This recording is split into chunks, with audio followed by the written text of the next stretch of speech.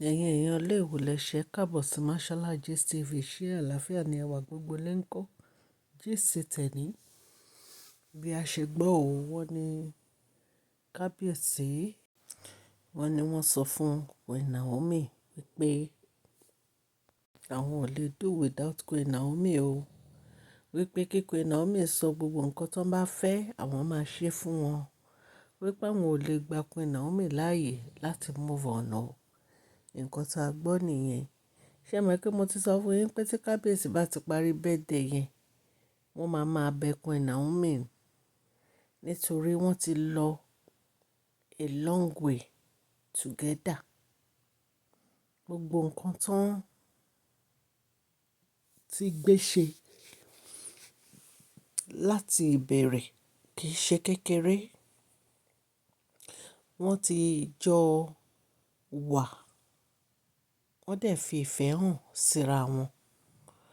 Natural love kì í ṣe artificial love. Wípé nítorí owó wọ́n nífẹ̀ẹ́ Queen Naomi naturally ni. Queen Naomi náà dẹ̀ nífẹ̀ẹ́ wọn naturally ni nǹkan tó ṣẹlẹ̀ nìyẹn. So ní ìsìn wọ́n láwọn olórí wọ́n ní wọ́n ń kérora o. Wọ́n ní wọ́n ń kérora seriously lórí ọ̀rọ̀ yìí. Wípé torí wọ́n ti mọ̀ pé kábíyèsí ti lọ ń bẹ Queen Naomi.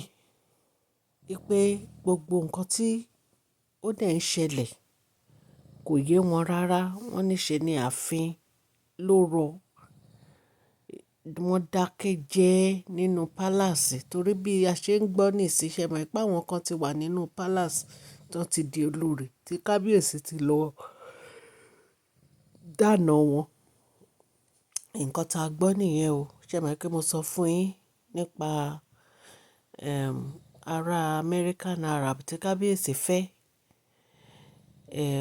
àti woman kan tó kí kábíyèsí nígbà ọjọ́ ìbí kábíyèsí. Mi ò mọ orúkọ woman yẹn ṣùgbọ́n ó wọ white báyìí.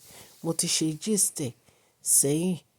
Wọ́n ní nítorí gbogbo àwọn nǹkan tó ń ṣẹlẹ̀ yìí, wọ́n ní Queen Naomi sọ fún kábíyèsí pé tí kábíyèsí ò bá fẹ́ kí àwọn lọ, kí àwọn move on pẹ̀lú life wọn, wọ́n máa ṣe nǹkan mẹ́ta fáwọn o. Wọ́n ní ọ̀rọ̀ yìí ó lágbára, ó ya bàbá wa lẹ́nu. Ní ìgbà tí Queen Naomi tán make request tí wọ́n make yìí. Kí ni request tí Queen Naomi make? Wọ́n ní ìkíní. Wọ́n ní gbogbo àwọn olórí tí kábíyèsí láwọn fẹ́ yẹn, kábíyèsí ò gbọdọ̀ fẹ́ gbogbo wọn pátápátá. Wọ́n lẹ́lẹ́ẹ̀kejì, kábíyèsí wọ́n máa ṣe ìlérí fáwọn. Wọ́n dẹ̀ máa announce fún gbogbo ayé lórí social media àti everywhere, no palace everywhere pé àwọn ni yèyélúà o. Àwọn dẹ̀ ni first wife ní inú ààfin yẹn. Wọ́n ní nǹkan tí àwọn fẹ́ kí kábíyèsí ṣe nìyẹn. Ẹlẹ́ẹ̀kẹta tó wá yà wá lẹ́nu tó jẹ́ pé àwa gan adákẹ́ nígbà tá a gbọ́, òun ní pé kí kábíyèsí kí wọ́n fi àǹtí wa sílẹ̀. Ìgbà tí mo gbọ́ gist mo ní wow. Mo ní wow. Ṣé ẹ mọ̀ pé àtìgbà tí àǹtí wa ti bímọ ni gbogbo wàhálà yìí ti ṣẹlẹ̀. Gẹ́lẹ́ tí àǹtí wa bímọ báyìí, òun ní Queen Naomi ti kó gbogbo ẹrù wọn tán kúrò nínú royal manor. Ṣé ẹ mọ̀ pé inú palace ni Queen Naomi wà tẹ́lẹ̀ nígbà tí ọ̀rọ̀ àǹtí wa ṣẹlẹ̀.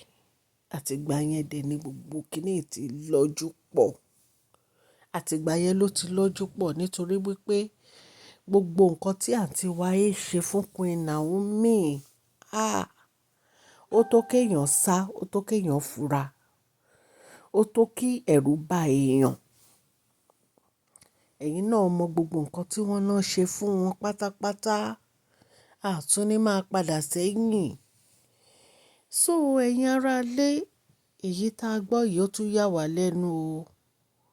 Ó yà wá lẹ́nu o torí wọ́n ní kábíyèsí ti lọ ń bẹ Queen Naomi. Wọ́n láwọn olórí ní kí ló dé tó yẹ pé kábíyèsí ò lè do without Queen Naomi. Kábíyèsí ò lè do without Queen Naomi. ó bẹ́tà kẹ́ ẹ gbà kámú. They have gone a long way together. Ìgbà tí kábíyèsí wọn ò tí ì lówó, wọn ò tí ì lọ́lá tó báyìí. Queen Naomi ló wà ń bẹ̀ fún wọn. Ọjọ́ orí jẹ, ọjọ́ àìrí jẹ, Queen Naomi ló wà ń bẹ̀ fún wọn. Ẹni tó fún kábíyèsí ní ìfọ̀kànbalẹ̀ lórí ìtẹ́ tó fún wọn ní àrólé, Queen Naomi ni. Nítorí pé tí ò bá ń ṣe Queen Naomi, nǹkan ò bá le jù báyìí lọ. Ṣùgbọ́n gbogbo ọ̀rọ̀ yìí náà ni kábíyèsí mọ̀. Nítorí ẹ̀ ni kábíyèsí fi ń sọ fún Queen Naomi pé àwọn fẹ́ gbọ́mọ àwọn fẹ́ ṣẹ̀rẹ́ pọ̀ mọ́ wọn ni wọ́n fẹ́ gbà ní. Kábíyèsí ò lọ́mọ kankan gbà. Queen Naomi gangan ni kábíyèsí ń wá láti bá sọ̀rọ̀. Wọ́n kàn ń fi tadé ní káwọ́ wọn fi ń kẹ́wọ́ ni. Nítorí pé wọ́n mọ̀ pé the only person tó love àwọn naturally òun ni Queen Naomi. Gbogbo àwọn tó kù wọ́n wá nítorí royal name ni. Wọ́n fẹ́ jẹ́ olórí. Yàtọ̀ sí Dr. Elizabeth o. Torí kò sí Dr. Elizabeth nínú yín. Gbogbo ẹ̀yin tó kù nítorí orúkọ lẹ fi wá sínú palace kábíyèsí. Ẹ fẹ́ dolórí. Ẹ fẹ́ di aya Majesty King. Kábíyèsí dẹ̀ mọ̀ gbogbo ọ̀rọ̀ yìí. Kábíyèsí mọ̀. Wọ́n lè má sọ̀rọ̀ bọ̀ wọ́n mọ gbogbo ẹ̀. Ẹ̀yin èèyàn lé, kò jẹ́ bó ṣe jẹ́ nǹkan tá a gbọ́ nìyẹn o. Tọ́ ni Queen Naomi sọ fún kábíyèsí. Àwa lè sọ nǹkan tí bàbá wèrè ńlá máa ṣe o. Bá a ṣe gbọ́, a ní ká wá fi tó ẹ̀yin ará lélé tí allegedly. Ẹ mọ̀ pé mo máa ń sọ fún yín gbogbo nǹkan tó ń ṣẹlẹ̀ lórí social media là ń sọ fún yín. Kì í ṣe pé bóyá a wà nínú palace kábíyèsí à ń bá wọn gbé o. Allegedly nǹkan tá a gbọ́ la wá torchlight sí. Mo dúpẹ́ lọ́wọ́ gbogbo etí tó ń gbọ́ mi o. Gbogbo ẹ̀yin tẹ̀ ń ṣe ọjọ́ ìbí lónìí, happy birthday to you, long life and prosperity. Ẹ̀mí yín á ṣe púpọ̀ ọdún láyé o. Mo dúpẹ́ lọ́wọ́ àwọn old subscribers wa. Gbogbo nǹkan tẹ̀ ń ṣe pátápátá bẹ́ẹ̀ ṣe ń share, tẹ̀ ń comment, tẹ̀ ń like gbogbo ẹ̀ lárí. Ọlọ́run á bá mi gbọ́wọ́ yín sókè. Ojú òní tí yẹn ní tọrọ jẹ, ní tọrọ mọ́. Ẹni ẹlẹ́ni ò ní gbà ṣe yín ṣe o. Gbogbo ẹ̀yin new subscribers tẹ̀ ṣẹ̀ṣẹ̀ darapọ̀ mọ́ wa, ẹ káàbọ̀ sí Mashola Gist TV. A dúpẹ́ àtún ọpẹ́ dá. Ọlọ́run á bá mi wà pẹ̀lú gbogbo yín o. Orúkọ mi ni Mashola Yorùbá ni à ń sọ lórí ìkànnì yìí. À ń sọ nítorí pé a fẹ́ gbàgbé àṣà àti èdè wa dẹ̀ tún sọ fún ọ̀pọ̀lọpọ̀ àwọn tí kò gbọ́ Gẹ̀ẹ́sì. À ń sọ̀rọ̀ nípa celebrity gist, royal gist, politics àti gbogbo nǹkan tó ń ṣẹlẹ̀ ní agbègbè orílẹ̀-èdè bàbá wa ní Nàìjíríà. Tẹ́ bá ti subscribe, ẹ subscribe o. Kẹ̀dẹ̀ tẹ notification bell yín so that a bá ti post any gist, ẹ máa rí òkè ní ọlá yín á máa lọ o. Ọlá yín ò ní lọ ìsàlẹ̀ láéláé. À ń ṣe advert lórí ìkànnì yìí. Ẹ kàn sí wa ní masholagistv@gmail.com. A dẹ̀ ń ṣe advert fún collection center store. Ẹ bá wọn ra bàtà. Bàtà tí wọ́n ń tà Italian ni tó jiná láti size 7 títí dé size 14. Ẹ̀yin tẹ́ lẹ́sẹ̀ ńlá ẹ kàn sí collection center store@gmail.com. Wọ́n ń ta palm, wọ́n ń ta sandal, wọ́n ń ta shoe. Kò sí bàtà tẹ́ fẹ́ tí collection center store ò ní. Ẹ̀yin èèyàn lé, wọ́n ń ta fashion bags, wọ́n ń ta 18 karat gold. Ẹ kàn sí collection center store@gmail.com. Àwọn palm wọn oríṣiríṣi náà ni wọ́n ní slippers. Wọ́n dẹ̀ ní àwọn tó yẹ pé open palm. Wọ́n dẹ̀ ní àwọn close palm náà. Ẹ kàn sí collection center store@gmail.com. Bẹ́ẹ̀ náà ni à ń ṣe advert fún Royal Beauty Goods and Store. Royal Beauty ń kí yín o. Wọ́n ní ẹ ra fìlà kẹ́ ẹ múra.